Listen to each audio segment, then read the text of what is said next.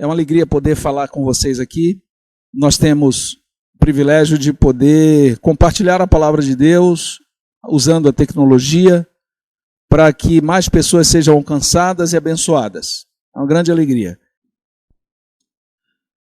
Muito bem, há um texto bíblico que ele é, dentre tantos outros, mas esse aqui especialmente, é um texto muito poderoso que tem um significado extraordinário para o povo de Deus. Eu quero convidar você a abrir a Bíblia na primeira carta de Pedro, capítulo 2. O apóstolo Pedro, aquele homem extraordinário, que passou por uma experiência também impressionante com Cristo, que evoluiu de um estágio de imaturidade e fragilidade, fraqueza espiritual, para um estágio de um gigante espiritual. Pedro, que tem lições tremendas para nos ensinar, escreveu suas epístolas, a primeira carta de Pedro, a segunda carta de Pedro, e nós temos nessas duas epístolas um material assim extraordinário para nos ensinar lições espirituais. E eu quero tirar aqui uma porção da primeira carta de Pedro, capítulo 2, para a nossa reflexão. Chama a sua atenção para o verso 5. Pedro 2,5, primeira carta de Pedro 2,5 diz assim: vós também, como pedras vivas, sois edificados como casa espiritual, para serdes sacerdócio santo, a fim de oferecerdes sacrifícios espirituais aceitáveis a Deus por Jesus Cristo. Olha aqui que texto extraordinário. Mas vamos para o verso 9.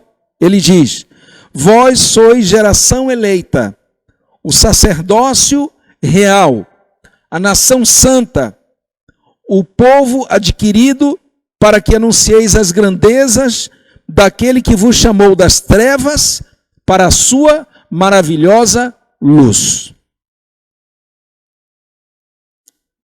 Pedro está construindo aqui nesse texto, e eu convido você a ler toda a carta de Pedro, a primeira carta, e o capítulo 2 aqui especialmente. Pedro está construindo um conceito muito profundo da identidade do povo de Deus. Ele diz: vós sois. Ele está dizendo o que a igreja é, o que o povo de Deus é. E isso tem um significado extraordinário para todos nós hoje. Porque todas as pessoas são chamadas do domínio do pecado para o reino da graça. E Deus faz esse chamado para todas as pessoas com um propósito. Deus tem um propósito. Esse chamado não é à toa. Esse chamado tem um propósito todo especial. O projeto de Deus para todo filho seu é que cada um encontre o seu sacerdócio, o seu ministério no corpo de Cristo, e que possam agora no reino da graça militar até que Deus implemente o reino da glória. Esse é o propósito final de Deus para a vida de todos nós, aqui na terra. Ele nos tira do reino do pecado, nos traz para o reino da graça, para que possamos nos preparar para entrar no reino da glória. E nesse processo de transição de um reino para o outro, Ele quer nos usar, a todos nós, como sacerdotes, como ministros do reino de Deus aqui na terra, representantes do reino de Deus aqui na terra. Essa é a nossa identidade. Essa deve ser a identidade do povo de Deus, remido pelo sangue de Jesus. E claro, eu quero que você possa conectar uma realidade bíblica com essa experiência que nós estamos vivendo. Esse grande contexto aqui do que Deus quer fazer por nós, ele independe se nós temos templo ou não. É claro, eu sei que você entende a importância do do templo. Nós todos estamos incomodados. Eu estou pregando aqui para uma igreja praticamente vazia. Tem 4 ou 5 pessoas trabalhando na parte técnica da igreja. E isso é algo extremamente atípico e estranho até para nós. Mas a ideia é que você seja abençoado em casa com essa mensagem. Por isso estamos aqui.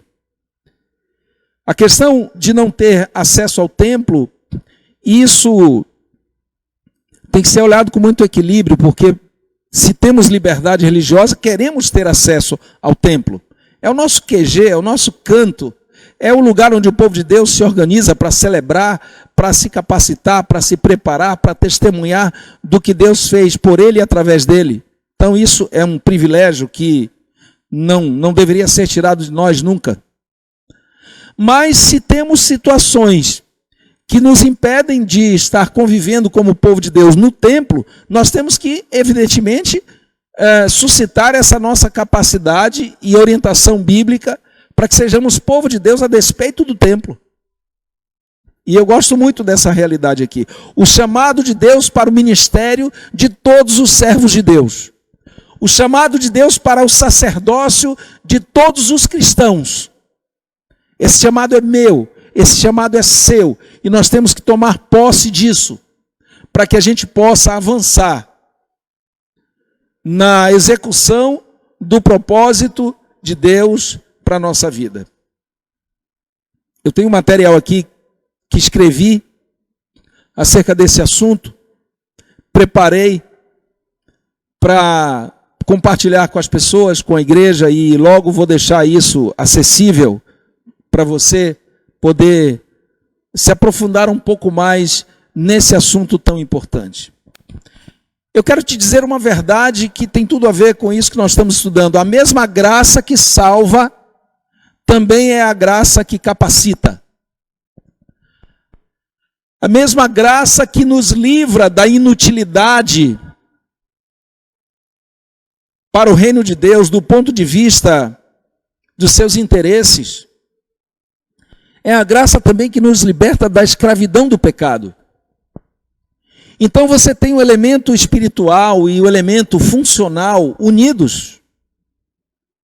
Não há dicotomia, não há separação. Deus tem interesse em salvar a você e a mim do reino do pecado, da escravidão do pecado, mas ao mesmo tempo é interesse dele tornar você e a mim agentes do reino de Deus aqui na terra para fazer a diferença, para impactar a vida das pessoas, para sermos relevantes representantes do reino de Deus. Alguém já disse que Deus não precisa de defensores, de protetores. Ele não precisa. Deus precisa de testemunhas vivas. Deus precisa de agentes do seu reino que atuem aqui na terra com convicção do seu chamado, da sua relevância, daquilo que é propósito de Deus para a vida de cada um de nós. E veja, essa questão se fundamenta no fato de que nenhuma pessoa é deixada de lado nesse grande propósito de Deus de nos usar como sacerdotes, como ministros, como instrumentos e agentes poderosos do seu reino aqui na terra. Ninguém é deixado de lado. Cada um de nós tem o privilégio de poder se considerar incluído no grande plano de Deus de nos usar como instrumentos seus.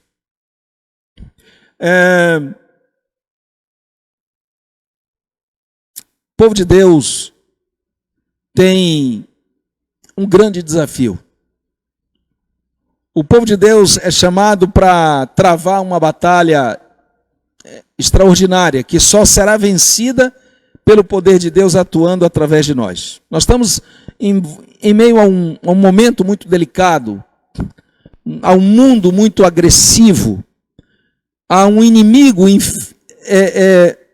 feroz, enfurecido, e ainda temos a nossa natureza própria carnal que nos perturba de dentro para fora, né? Nos impõe, nos impele a fugir do propósito de Deus.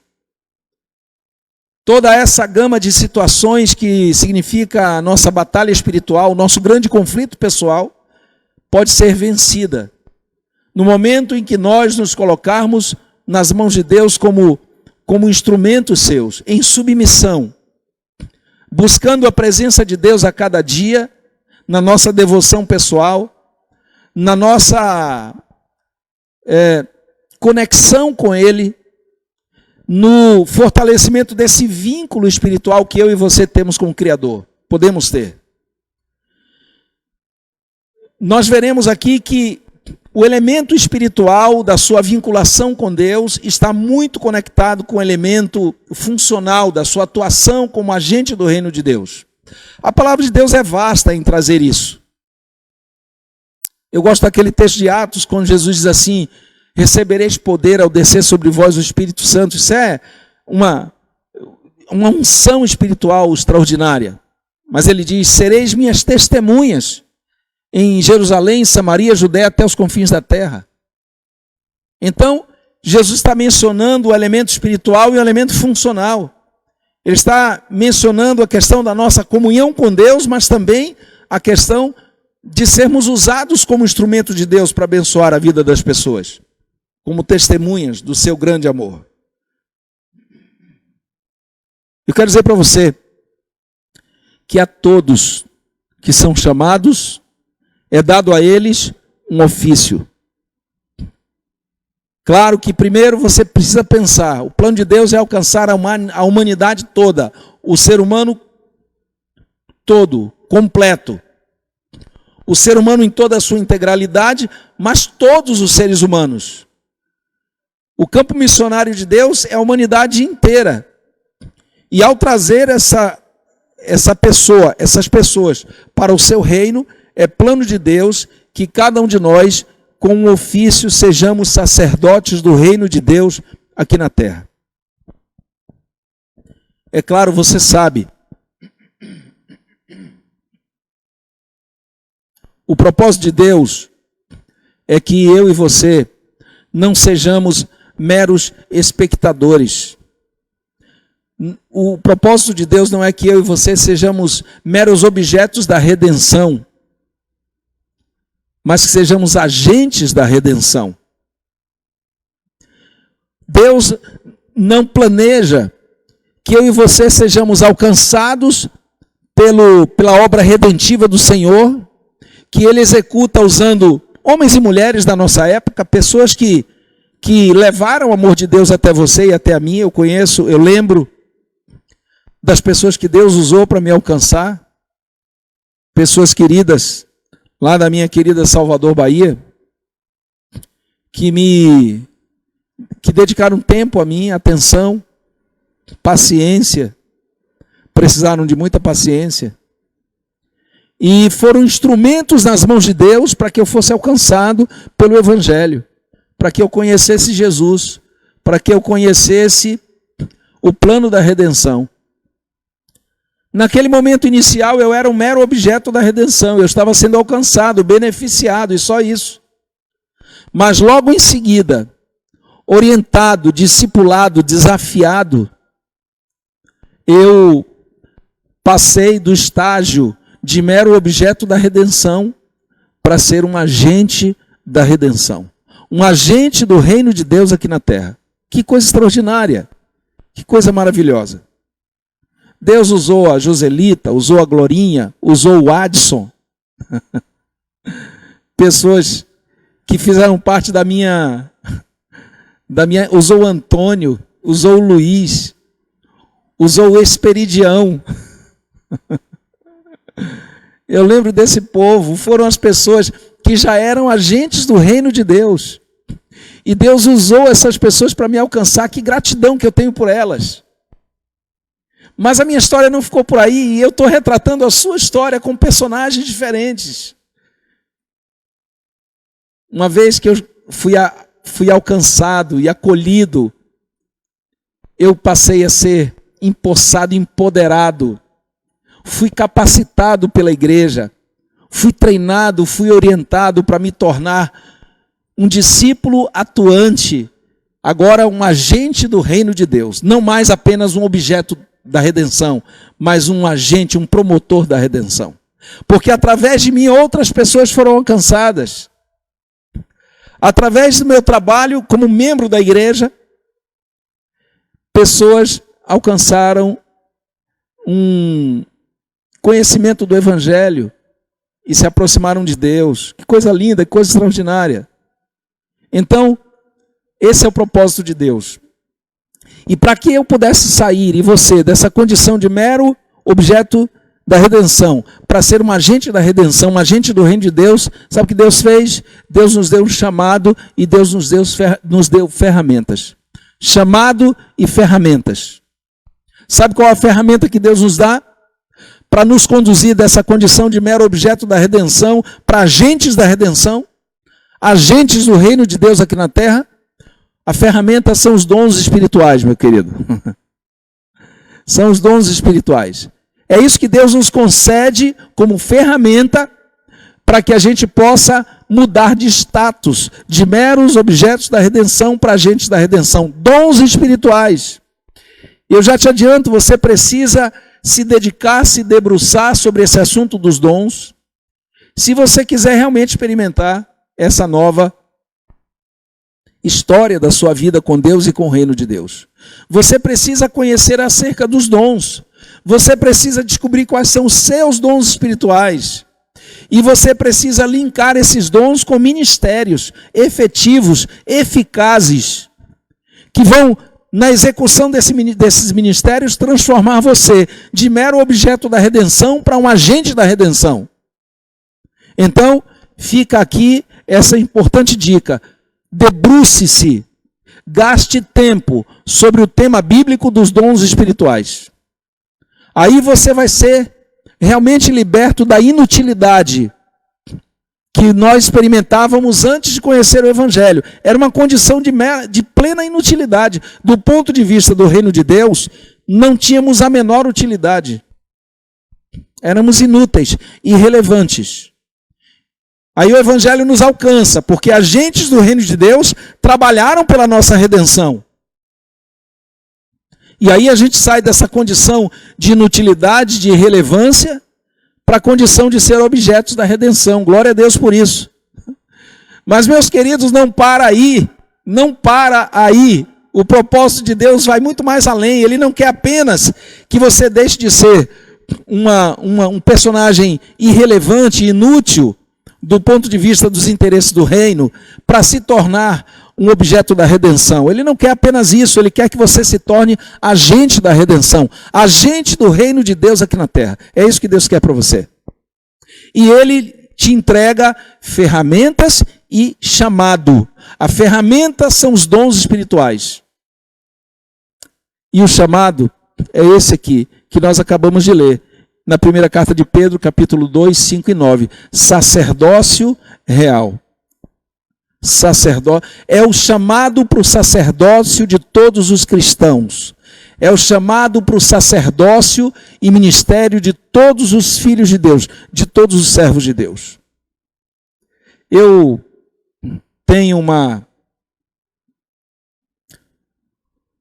um entusiasmo, né? uma predileção assim, pessoal com esse tema dos dons espirituais, porque ele abre um leque extraordinário, quase que infindável, para o cumprimento do propósito de Deus em nossa vida. E para que você se torne esse sacerdote do reino, porque é isso que o texto diz, eu quero até explorar um pouquinho aqui do significado etimológico do texto, para a gente poder avançar. Quando Pedro fala nesse texto do verso 9, se referindo a uma raça eleita, ele primeiro traz esse contexto de raça eleita. É um conceito extraordinário, raça eleita. Ele está dizendo que nós fomos escolhidos. Que há, da parte de Deus, a atitude de eleger uma raça, o seu povo, para serem instrumentos seus. Isso tem a ver com a escolha, com o chamado, com a eleição. Esse tema da eleição bíblica é um tema gigantesco, extraordinário, lindo. Convido você a se aprofundar nesse sentido. Quando Deus se refere à raça eleita, ele não está mais se referindo a uma etnia específica, como era o povo de Israel no passado. Deus está falando agora do Israel espiritual. Uma raça eleita, a raça que ele mesmo elegeu. Porque Deus inaugura um povo. Deus estabelece um povo separado para servi-lo. Um povo santo. Não necessariamente descendentes biológicos de Abraão, não mais. Mas agora um povo que ele escolhe. Raça eleita, escolhida por Deus, separada por Deus para servi-lo. Que coisa extraordinária, que alegria poder saber, eu faço parte dessa raça eleita. Ele não está falando de jeito nenhum de uma casta, de uma elite, porque o convite de Deus é para toda a humanidade. Então, em nenhum momento aqui nós estaremos nos referindo a isso como se fosse uma referência a uma elite, a uma casta privilegiada, de jeito nenhum, porque, como eu disse, o plano de Deus é que todo o ser humano, e o ser humano todo, venha para o seu reino, saia do reino do pecado para o reino da graça, preparando-se para o reino da glória. Esse é o desejo de Deus. O leque da salvação, da proposta de salvação de Deus, é um leque universal. Quando eu entendo que esse leque é universal, então nós não estamos falando de elite nem de casta. Quem se exclui desse processo, infelizmente, é o próprio ser humano. Mas que coisa extraordinária! Deus inaugurando um povo santo, uma raça eleita que ele escolhe. Em seguida, Pedro traz a noção de sacerdócio. E ele coloca um adjetivo. Ele diz sacerdócio real. A palavra real aqui é a palavra grega basileion, que significa real de realeza mesmo. Essa palavra foi usada, por exemplo, por Natanael, quando ele descreveu o que ele compreendia da pessoa de Jesus em João 1,49, Natanael disse, tu és rei de Israel. E ele usou o testemunho de João em relação ao Cordeiro de Deus, que vencerá as potestades do mal no conflito escatológico, trouxe essa palavra à tona também. Ele disse, pois, é o Senhor dos senhores e Rei dos reis, Apocalipse 17, verso 14. Rei, realeza. E tem outras evidências aqui muito claras. Pedro usou a palavra basileion para se referir a algo pertinente ao reino. Pedro usou a palavra basileion. Essa palavra também tem um significado todo especial, né? Ela foi aplicada a Jesus pelos magos, quando os magos perguntaram onde está o recém-nascido rei de Israel, rei dos judeus. Basileion, relacionada com reino.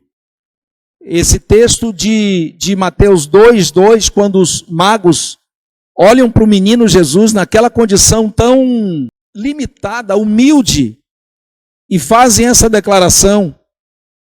O recém-nascido rei dos judeus, eles tinham uma convicção que transcendia ao que eles viam, porque aquele cenário não era cenário de uma realeza. Basileion, coisa extraordinária, chamando atenção para uma realeza plena, suprema. E nesse contexto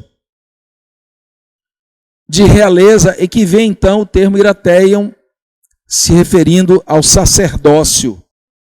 Se referindo ao sacerdócio. Sabem, é muito interessante lembrar que fazer parte da realeza num contexto em que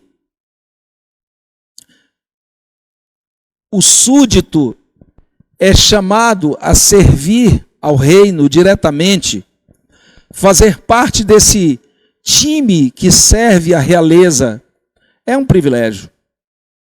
Em qualquer contexto de monarquia, em que uma família tem alguém do seu meio servindo no palácio do rei, isso é um grande privilégio.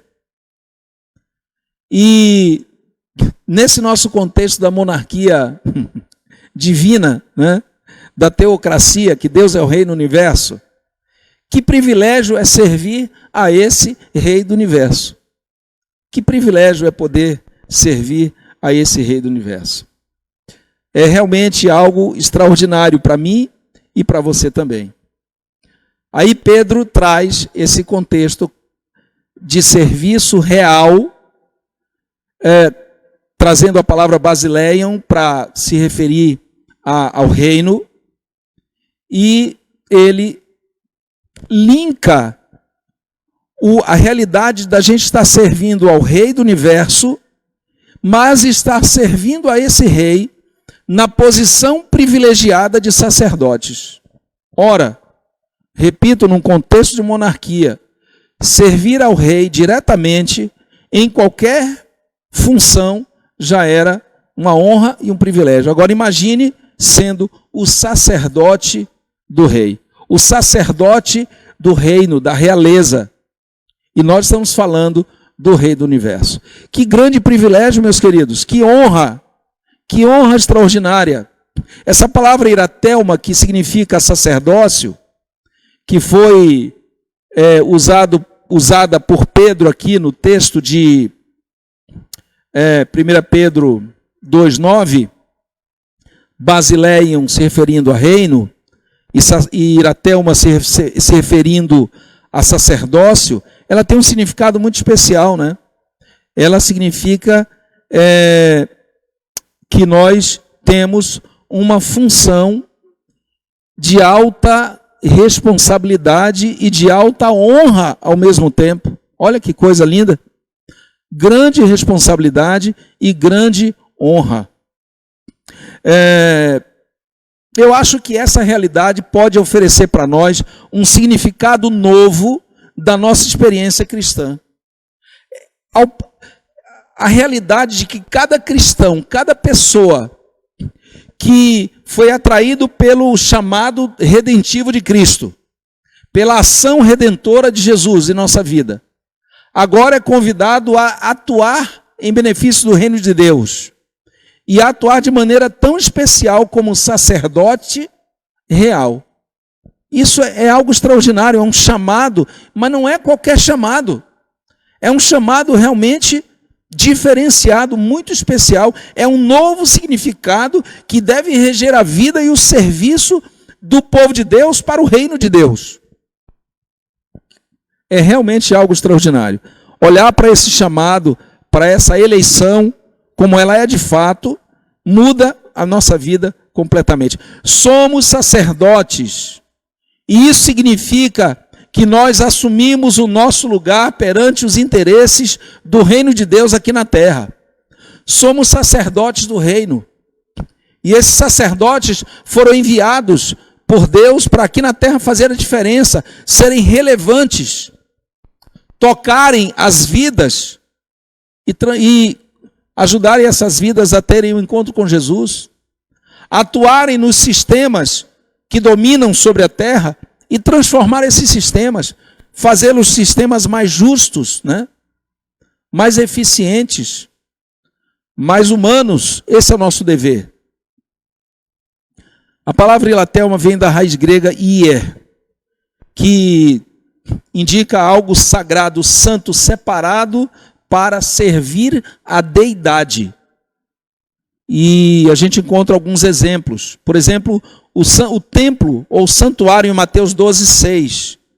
A descrição do templo é usada essa palavra na descrição do templo, hieron. Tem a ver com o trabalho do sacerdote, porque se refere, hierongeu, se refere a executar um ofício sagrado.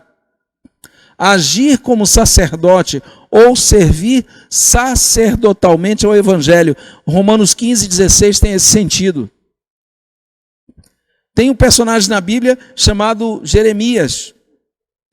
E o nome dele era Ieremias, evocando essa raiz, ier. Jeremias era um profeta de Deus. e ele falava, o seu nome falava da exaltação de Deus. Jerusalém também começava com esse prefixo, Ier, Jerusalém, Ier, uma cidade sagrada, a cidade da paz. E Deus permitiu que Pedro usasse essa terminologia para convencer a mim e a você de maneira inquestionável a sacracidade, a relevância, a beleza, a importância, o privilégio desse chamado que é meu e seu para ser sacerdotes reais, sacerdotes do reino de Deus. A natureza desse sacerdócio, meus queridos, transcendem ao âmbito eclesial, ao âmbito da igreja. Tem um desdobramento que conecta você com Deus e conecta você com o ser humano, porque tem a ver com a sua, o seu vínculo, a sua comunhão com Deus, mas também tem a ver com os propósitos de Deus em relação à sua vida e ao serviço que você pode prestar à humanidade. Consiste, então, em servir a Deus por toda a vida e não apenas durante os ritos cerimoniais da igreja, mas servir a Deus por toda a vida e a vida toda. Você é chamado a atuar em todo momento e lugar como sacerdote, ministro de Deus, cumprindo sua função na igreja, no templo, no seu ministério sagrado, mas dando continuidade a tudo isso durante a semana, enquanto você administra os desafios da vida cotidiana. Não existe férias para os sacerdotes reais. Não existe impedimento. Não existe intervalo. Esse chamado para mim e para você é um chamado para o dia todo, para todo dia e todos os dias da nossa vida. Não somos sacerdotes reais apenas na igreja, nas celebrações. Nós somos sacerdotes reais lá fora, quando a gente veste a camisa da nossa empresa, o macacão, o capacete, quando colocamos o crachá no pescoço. Nós somos sacerdotes reais. Quando você colocar o cartão de ponto, sei lá que existe isso ainda, né? O cartão de ponto lá na entrada da sua empresa, ou digitar sua senha, marcando sua entrada. Ou simplesmente passar por ali, né? Porque um leitor óptico vai perceber sua presença. Quando você cruzar a linha divisória da rua para dentro da empresa onde você trabalha, entre com um pensamento: está entrando aqui um sacerdote do reino de Deus. Aqui é um sacerdote, é uma sacerdotisa do reino. Você compreende isso? Você compreende a relevância, a profundidade, a beleza disso? É algo extraordinário que Deus quer fazer comigo e com você. Quando você for vender um carro, comporte-se como um sacerdote do reino de Deus, que está vendendo um carro. Quando você for fazer um negócio, comporte-se como um sacerdote do reino de Deus. Quando você for escolher o que comer, o que vestir, o que calçar, com quem andar, em que lugar ir, não esqueça jamais, você é um sacerdote, uma sacerdotisa real. Olhe-se no espelho e diga isso para você todo dia. E quer saber mais? Ensine para seus filhos. Ensine a seus filhos que eles são pequenos sacerdotes e sacerdotisas reais do Rei do Universo aqui na Terra, como agentes do reino de Deus. Todo cristão é chamado para uma função sacerdotal. Não há cristianismo, portanto, verdadeiro sem sacerdócio, sem ministério. Não existe. Com isso em mente, ninguém terá na igreja a opção de ficar contemplando o sacerdócio do pastor ou o ministério dos líderes sem ter a sua própria experiência. Isso simplesmente não existe. E aqueles que insistirem nesse modelo vão, infelizmente, amargar prejuízos eternos. Ninguém aqui foi chamado para contemplar o ministério dos outros apenas. Foi chamado para ter o seu próprio sacerdócio, o seu próprio ministério. Pedro fala de nação santa. Nação santa. Santa porque foi separada. Mas nesse contexto da nação santa tem um detalhe que serve muito à nossa reflexão. Nação santa, aqui é usado o termo etnos, do grego. Etnos. Significa povo, nação, etnia. Esse é o povo de Deus, compreende? Essa nação santa, essa etnia santa, é o mesmo, tem o mesmo significado da raça eleita, citada por nosso querido Pedro aqui. Essa nação santa tem o mesmo significado da raça eleita. Essa etnia diferenciada que, repito, não mais conectada com o Israel étnico lá da Palestina, mas agora um povo novo, santificado, consagrado, separado, transformado, modificado, para servir a Deus de uma maneira especial. Essa é a grandeza do plano de Deus para o seu povo, meus queridos.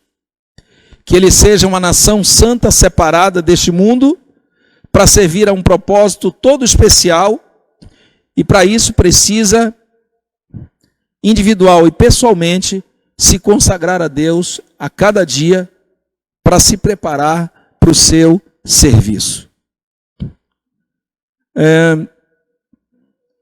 Pedro, no verso 5, capítulo 2 da primeira carta de Pedro, verso 5, ele diz assim, olha, vós também sois pedras vivas, sois edificados como casa espiritual, para ser de sacerdócio santo. Aqui no verso 5, ele se refere a sacerdócio santo, trazendo essa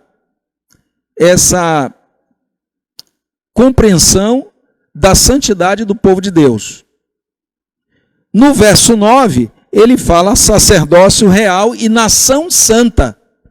Ele faz um trocadilho no sentido de enfatizar uma verdade absoluta.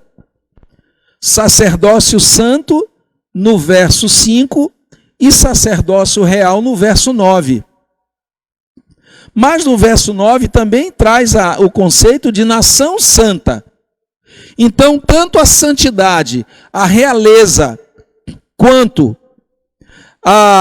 o sacerdócio do povo de Deus é mencionado com bastante ênfase, tanto no verso 5 quanto no verso 9, e um complementa e amplia o outro. É só para você se deleitar nesse privilégio que nós todos temos de ser povo de Deus. E aqui é o que ele declara na sequência, no verso 9, não é? Nação santa, povo adquirido ou de propriedade exclusiva de Deus. Povo de Deus. Que coisa extraordinária é isso, meus queridos. A palavra que Pedro usou aqui foi a palavra laos, povo. Povo de Deus, laos. A palavra laos, ela tem alguns significados interessantes e aplicações também interessantes, né? A palavra grega laos, no latim é laikos, que derivou do grego laos. E o significado simples dessa palavra é povo. No período medieval, essa palavra passou a ser usada em contraste com a palavra clérigo. Laicos de um lado e clérigo do outro lado. Esse uso trouxe sérias consequências para a história da igreja. Porque a palavra clérigo designava o sacerdócio oficial da época. E um bispo católico chamado Estevão de Tournai, no século XII, ele classificou o povo entre o povo de Deus, a congregação, a igreja, entre superiores e inferiores. cada um com uma diferente recompensa no céu. Heresia do bispo católico Estevão de Tournai. Vamos dar nome aos personagens. Durante a Idade Média, isso ganhou corpo e o ensino estabelecia uma separação entre leigos, laicós, povo, e clérigo, sacerdotes. Então, esse grupo seleto, essa casta de clérigos, possuía um status mais elevado que os leigos. E daí resultou a ideia de que os clérigos possuem toda a autoridade e aos leigos cabe apenas obedecer e executar as suas ordens. Um clero dominante surge e esse clero assume as posições mais relevantes dentro do contexto da atuação da igreja, estabelecendo uma relação completamente equivocada entre a liderança do povo de Deus, que deveria ser uma liderança serviçal, segundo o modelo de Jesus, e o protagonismo do povo de Deus, de modo geral, pleno como sacerdotes do reino. Essa liderança serviçal e esse protagonismo do povo de Deus é deixado de lado. Surge então uma casta de clérigos autoritários, estabelecendo que o laos ou laicós, o povo de dentro da igreja, os servos, deveriam apenas obedecê-los e cumprir as suas ordens. Quero dizer para vocês que não há nada mais distanciado da realidade bíblica do que isso que foi estabelecido.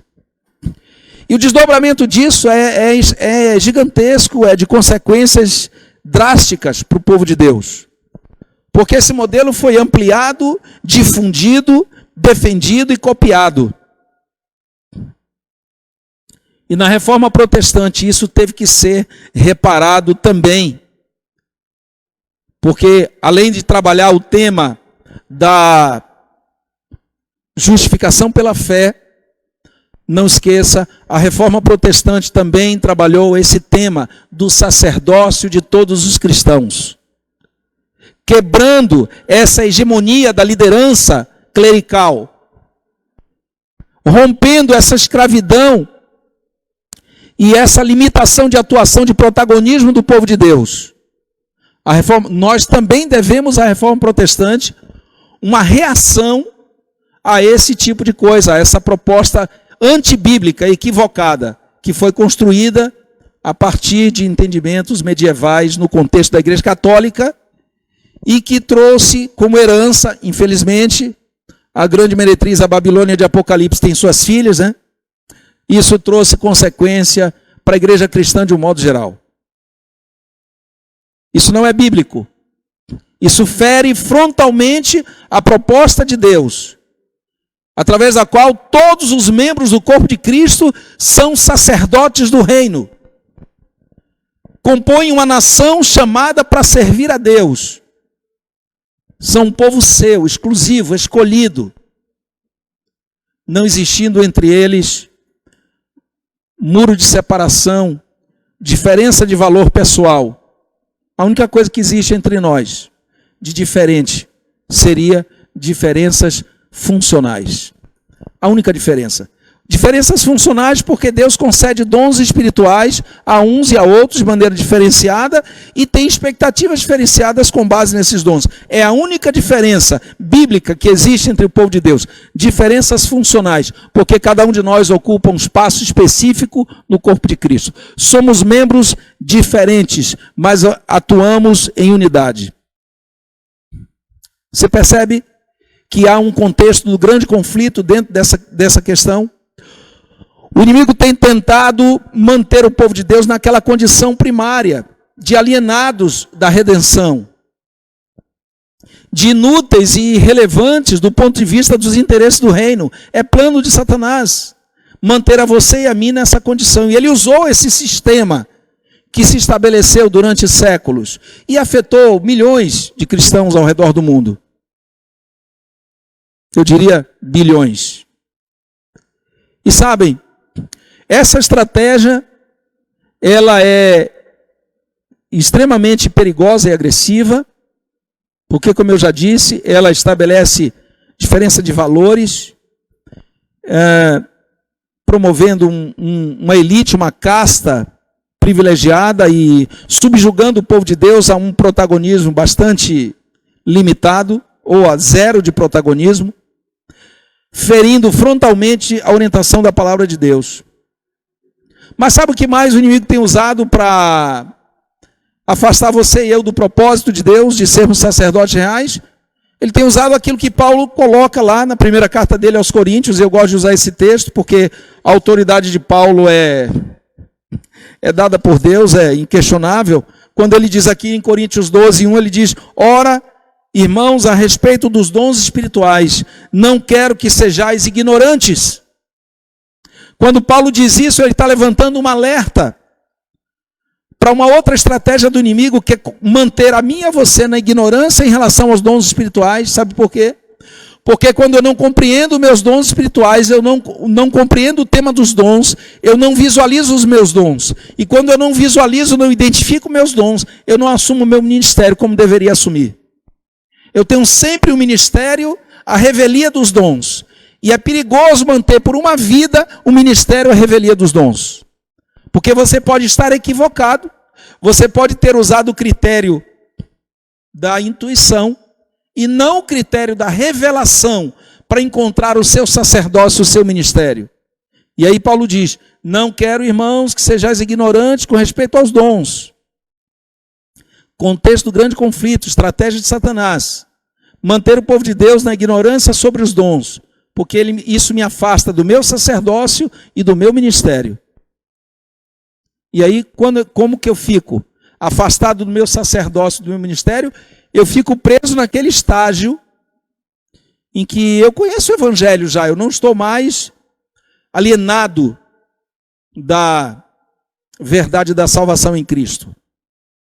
Mas eu não saltei do status de mero objeto da redenção. Eu fico apenas ali. Eu não experimento ser agente da redenção. Compreende isso? Eu não experimento ser um instrumento poderoso através do qual Deus opera para salvar outras pessoas. Não, eu permaneço na condição de mero objeto da redenção, imposta pela minha ignorância em relação aos dons. Já que essa ideia de clero e de leigos, espero tenha chegado ao seu fim, pelo menos no contexto das igrejas bíblicas e renovadas, reformadas, melhor dizendo, já que isso aqui já não tem tanto impacto, o que hoje tem levado muito do povo de Deus a sofrimento em relação ao encontro da sua identidade é a ignorância em relação aos dons espirituais. Eu insisto na palavra que Paulo usou. Ignorância em relação aos dons espirituais. Não sai da condição de mero objeto da redenção para ser um agente da redenção, porque não conhece seus dons. E sem os dons, fica difícil ter um ministério efetivo, porque o seu ministério vai ser baseado na intuição, no que você acha que deve fazer, no que alguém disse que você deve fazer. E com todo o respeito que eu tenho às comissões de nomeação na igreja, no que uma comissão decretou que você deveria fazer na igreja. Tudo isso tem a sua relevância. Mas o que vai definir de fato qual é o seu lugar no corpo de Cristo é a revelação. Não é a intuição, nem a sugestão e nem a opinião. É revelação. E revelação passa pela questão dos dons espirituais. Aí Paulo entra dizendo: não quero, irmãos, que sejais ignorantes a respeito dos... Você entende isso? Você compreende? Deus tem um propósito. O propósito final do sacerdócio de todos os cristãos é a transformação de um mundo caído em um mundo de discípulos que sirvam ao Senhor. Essa meta de evangelização mundial é mais abrangente do que a ideia limitada de um projeto de catequese. Projeto de catequese é o que eu chamo de aquele estágio, tirar as pessoas do reino do pecado e trazer para o reino da graça. E mantê-las como meros objetos da redenção. Isso eu chamo de projeto de catequese. Ah, meus queridos, o plano de Deus, o propósito de Deus, vai muito além do que isso. Muito além do que isso. O sacerdócio real, o ministério de todos os crentes, a nação santa, o povo escolhido de Deus, adquirido, chamado, para que anuncie as grandezas daquele que vos chamou das trevas para a sua maravilhosa luz. Eu ainda estou em 1 Pedro 2,9. Aqui está o propósito, para que anuncieis as grandezas daquele que vos chamou das trevas para a sua maravilhosa luz. Isso aqui não é projeto de catequese. Isso aqui é um chamado com propósito grandioso para transformar a mim e a você, agentes do reino de Deus. Eu quero concluir chamando a sua atenção para um tópico mais aqui. Veja, o conceito de sacerdócio de todos os crentes tem duas dimensões. E ao mencionar isso, eu retorno a um ponto que eu coloquei no início da nossa reflexão. Tem a dimensão devocional e a dimensão funcional. Eu não quero com isso criar uma dicotomia, criar um seccionismo aqui na realidade do sacerdócio de todos os cristãos. Não é o propósito, apenas por efeito didático. Mas eu quero que você olhe esse chamado para o sacerdócio e o ministério de todos os crentes com um olhar amplo que perceba essas duas dimensões, pelo menos aqui. A dimensão que eu estou chamando de devocional e a dimensão funcional ou ministerial. Então eu vou fazer um esforço didático aqui, tentando ajudar você a entender o que eu gostaria que nós todos entendêssemos. Não que você tenha dificuldade de entender, mas eu tenho dificuldade de me explicar. Então eu uso meus artifícios aqui para me fazer entendido. Perceba. Vamos dividir a palavra sacerdócio, separar a palavra sacerdócio da palavra ministério. Você é chamado a ser sacerdote e ministro. Então eu quero que você entenda assim. A palavra sacerdócio você conecta com devoção pessoal. E a palavra ministério ou ministro você conecta com serviço para o reino de Deus. Quando você pensa nesse chamado, é inevitável enxergar essa dupla dimensão. E a dimensão devocional é um chamado de Deus para que eu e você possamos entrar junto ao trono da graça. Eu gosto de Hebreus capítulo 4, verso 16. Vou convidar você aqui para a gente olhar esse texto, Hebreus 4, 16, que diz uma coisa extraordinária nesse sentido. Olha que coisa linda isso aqui. O texto diz assim, olha: cheguemo-nos, pois, com confiança junto ao trono da graça, para que recebamos misericórdia e achemos graça, a fim de sermos socorridos no momento oportuno. Agora Hebreus 10, 19. Olha que texto lindo. 10, 19. Portanto, irmãos, com ousadia, entremos no Santo dos Santos, pelo sangue de Jesus, pelo novo e vivo caminho que ele nos consagrou, pelo véu, isto é, pela sua carne. Que convite extraordinário de Paulo esse aqui.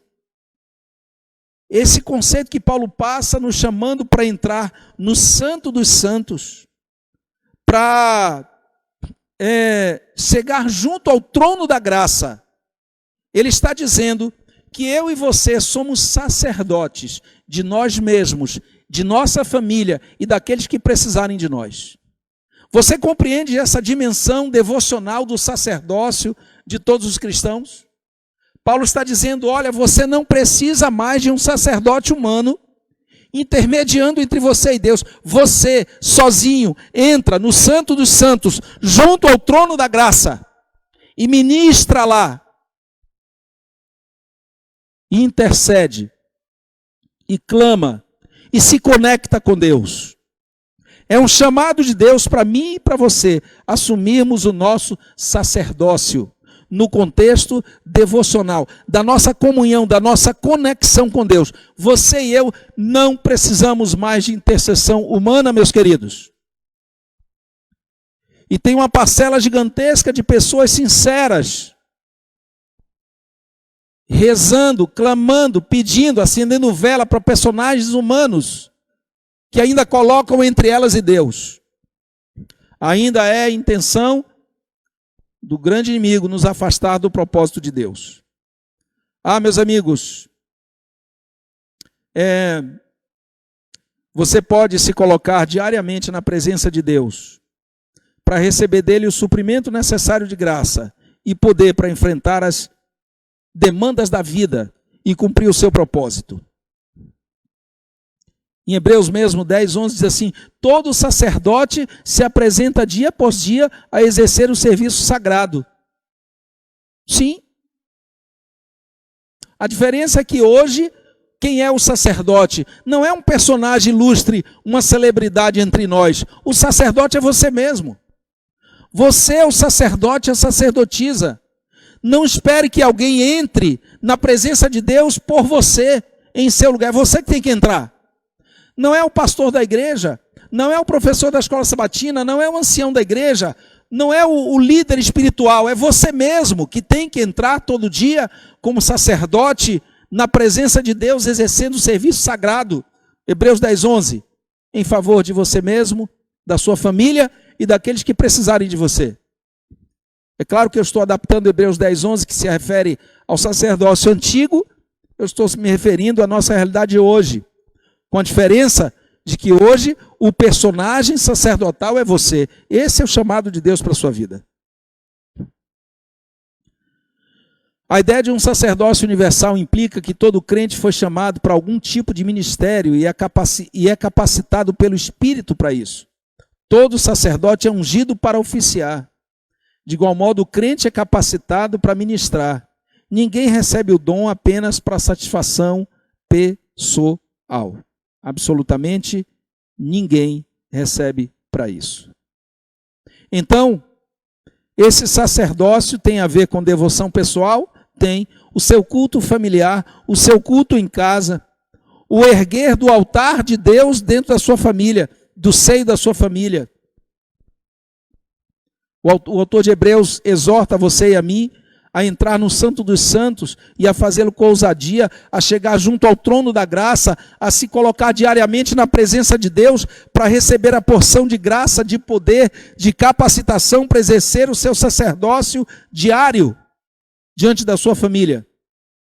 E ele garante isso dizendo no verso 21 e 22 de Hebreus 10, que isso é possível por uma razão, porque nós temos um grande sacerdote. Olha que coisa linda, meus irmãos. Temos um grande sacerdote sobre a casa de Deus.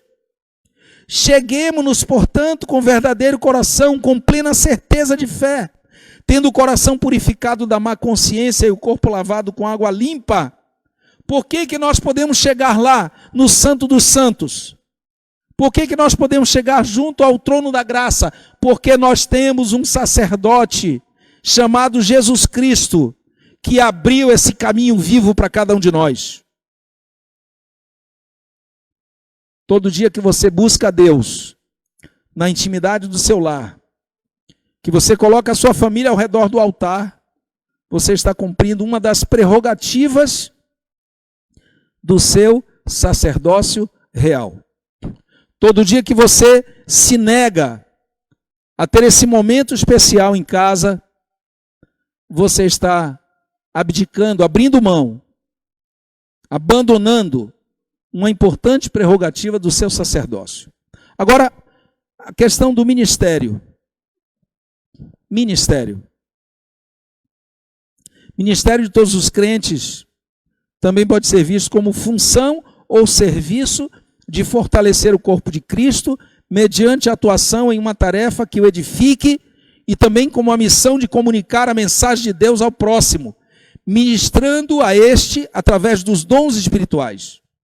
Nesse sentido, ministério de todos os crentes é a vocação funcional que cabe a cada cristão para operar em favor da igreja, para a sua edificação, e em favor dos sem igreja, para a sua salvação.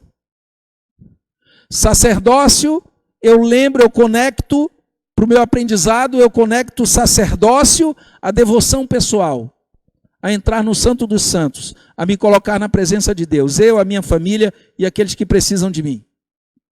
Ministério, eu conecto com o meu serviço, com o meu trabalho no templo e principalmente fora do templo. Somos sacerdotes e ministros do reino de Deus, chamados para oficiar em nosso favor, em favor de nossa família, da igreja e dos perdidos.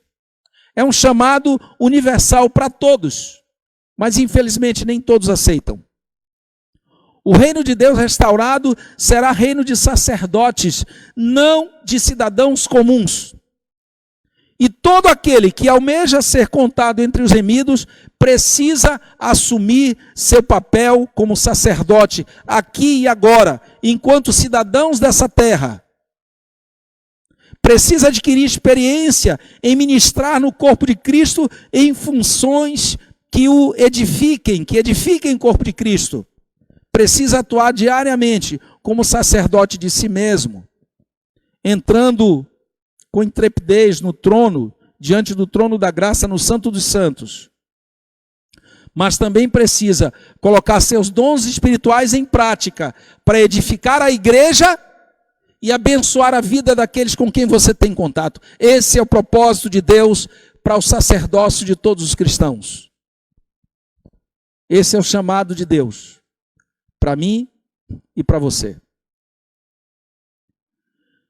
Você lembra daquela situação dos perdidos? Viviam no reino do pecado, ou vivem. Os perdidos que não conhecem Jesus, não conhecem o Evangelho, não servem a Deus, vivem no reino do pecado, infelizmente. Eu estava lá e você também algum tempo atrás. Isso não é uma crítica, é uma constatação. Aí, Deus usa instrumentos humanos, Deus usa os agentes do reino, alcançam essas pessoas e trazem elas para um novo estágio de vida. Agora eles passam a ser objetos da redenção, alcançados, transformados, convertidos, justificados. Mas, queridos, Deus quer mais para mim e para você. Ele quer transformar a gente, tirar do reino do pecado, trazer para o reino da graça. O Evangelho, a redenção nos alcança, mas logo em seguida mesmo, Ele quer que eu e você, como diz a escritora Ellen White, nascendo no reino de Deus como missionários, nos tornando agentes do reino de Deus, agentes da redenção aqui na terra. Esse é o propósito de Deus, e para isso, repito, Ele te dá a ferramenta, dons espirituais, e Ele te dá um chamado, uma função, sacerdotes reais, sacerdócio de todos os crentes. É o propósito de Deus para a sua vida e para a minha vida também. Você vai permitir que Deus cumpra o seu propósito pleno em sua vida? Você vai permitir que Deus coloque a sua vida alinhada com os interesses do reino, transforme você de um agente do reino de Deus infiltrado aqui na terra? É isso que nós somos, não é? Já conversamos sobre isso. Agentes do reino de Deus infiltrados. Eu estou infiltrado como pastor. Você está infiltrado como vendedor, como contabilista, como médico, advogado, mecânico. São os nossos, entre aspas, disfarces. Nós estamos infiltrados aqui na terra, como cozinheiros, como pilotos de avião. infiltrados aqui na terra para proclamar o evangelho de Jesus Cristo, para trabalhar pela edificação da igreja e o estabelecimento do reino da glória. Porque nós estamos vivendo o reino da graça e precisamos sair desse estágio do reino da graça para o reino da glória. Mas para isso Jesus precisa voltar e na misericórdia de Deus Ele está esperando que mais pessoas sejam alcançadas por mim e por você, para que Ele inaugure o reino da glória. Já estamos vivendo no reino, porque somos cidadãos do reino. O nosso estilo de vida é o estilo de vida do reino. Eu estava dizendo para minha esposa recente, o mundo vive no regime de monarquia ou republicano, um regime de alguns regime ditatorial, regime parlamentarista. Mas sabe qual é o nosso regime? Nosso regime é teocracia. Aqui na igreja impera a teocracia. Na minha casa é teocracia. E por onde eu andar e onde eu puder influenciar, o regime será teocracia. Não tem regime melhor do que esse. Não tem. Ficamos discutindo às vezes sobre socialismo, capitalismo, né? Outros ismos que tem por aí. Mas o que deveria nos preocupar mais é ter certeza que onde nós influenciarmos, o regime é teocracia. Deus no centro e a sua palavra também. Que Ele possa usar você poderosamente. Que você possa cair de joelhos na presença de Deus, entregando tudo que você tem e tudo que você é, para esse chamado extraordinário, maravilhoso, poderoso de Deus para você e para sua família.